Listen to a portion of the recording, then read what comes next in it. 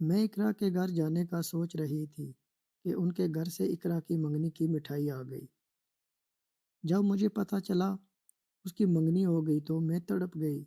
یہ سب میں نے تمہیں اس لیے نہیں بتایا کہ کہیں تم سب کچھ چھوڑ کر واپس نہ آ جاؤ یا کہیں واپس آنے کا ارادہ کینسل نہ کر دو۔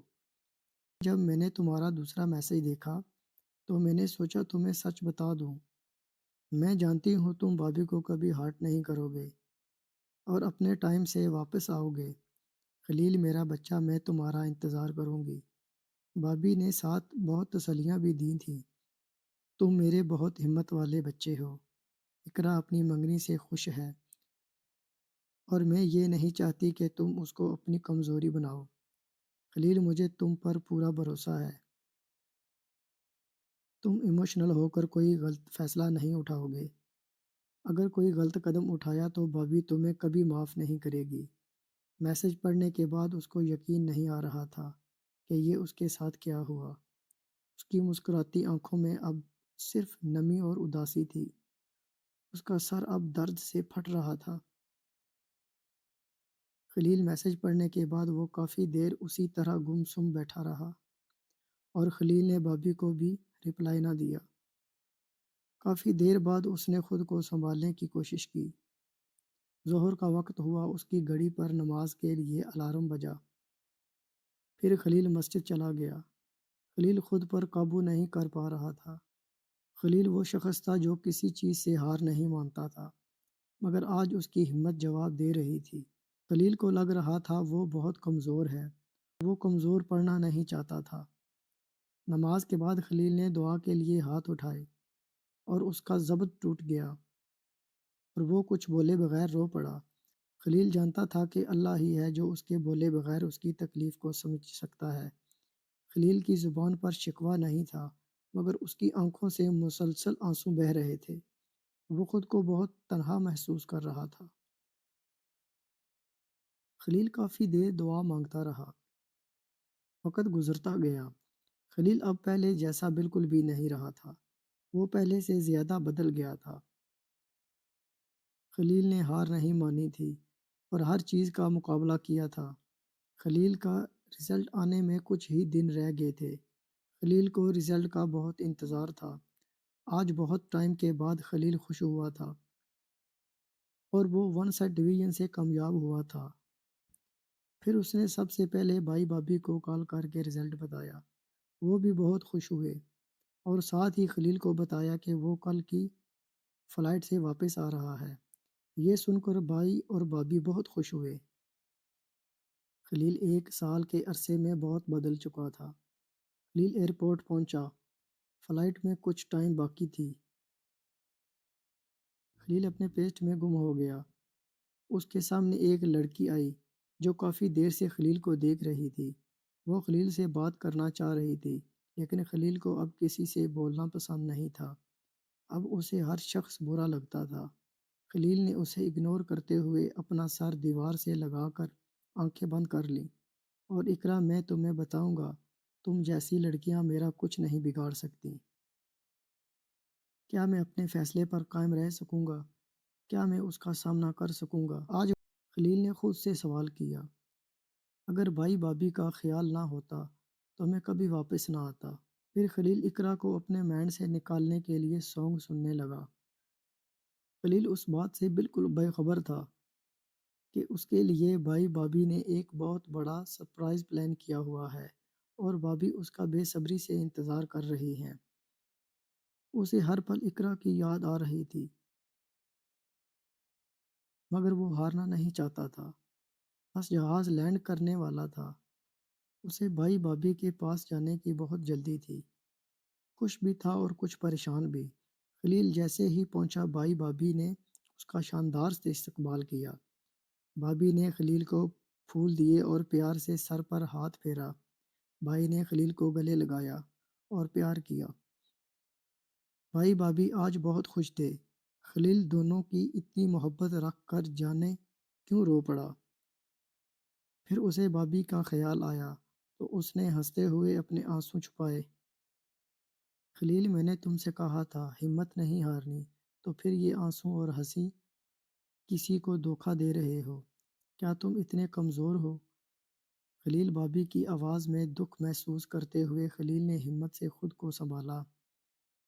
بابی، آپ کا دیور بہت بہادر ہے، وہ کسی چیز سے اتنی جلدی نہیں ٹوٹتا۔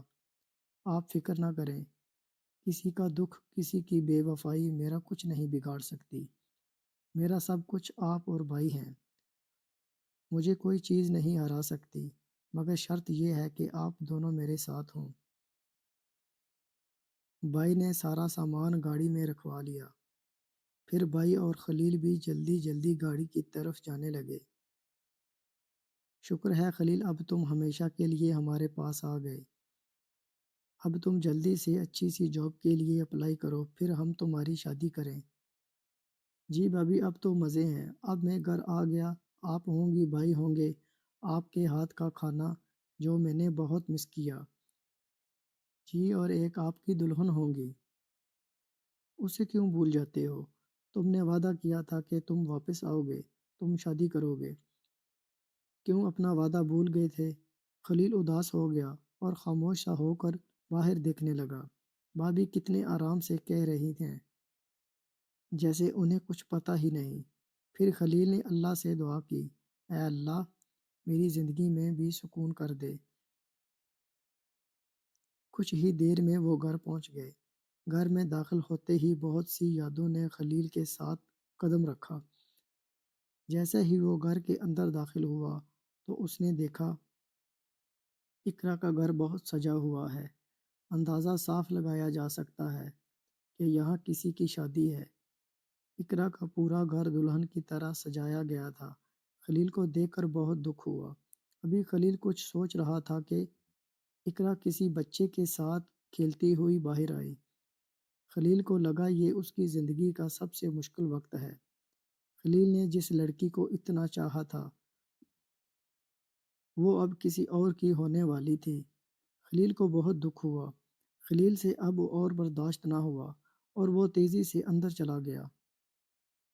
اس بار اس نے کوئی شرارت نہیں کی، نہ ہی بھابھی کو تنگ کیا اور نہ ہی اپنی باتوں سے بھائی بھابھی کو ہنسایا۔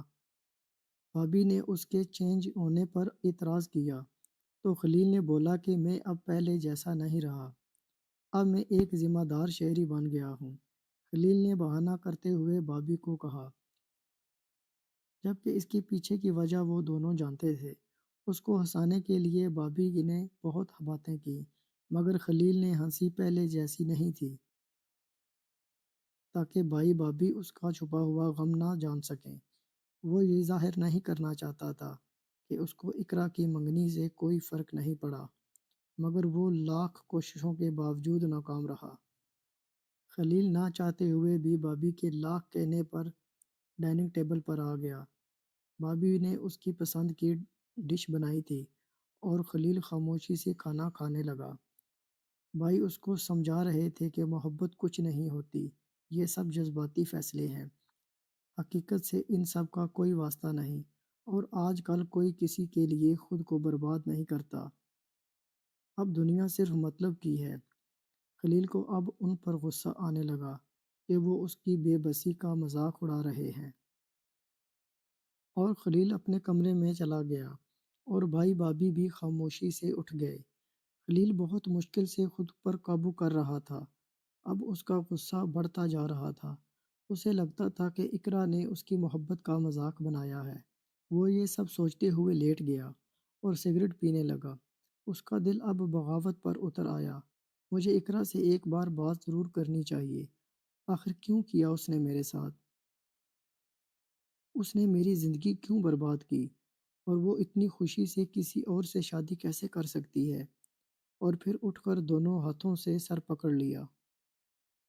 میں چاہ کر بھی تم سے نفرت نہیں کر پا رہا۔ پتہ نہیں کیوں میرا دل نہیں مان رہا کہ تم ایسا کر سکتی ہو۔